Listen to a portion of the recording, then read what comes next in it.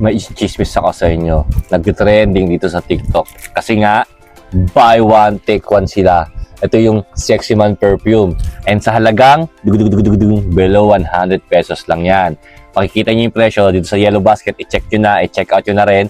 Parang isang piraso nito ay 40 plus lang. Hindi ko masasabi yung total, yung exact price sila kasi nga baka magtaas na sila, mawala yung sale.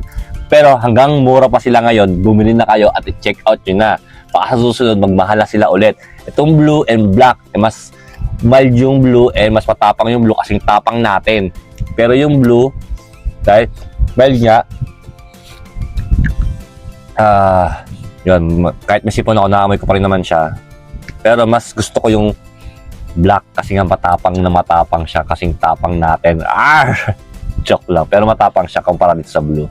And sakto-sakto siya sa bang daily use natin. Kahit kahit saan tayo mapunta, pwede to. And kahit ubusin nyo agad kasi nga napakamura lang.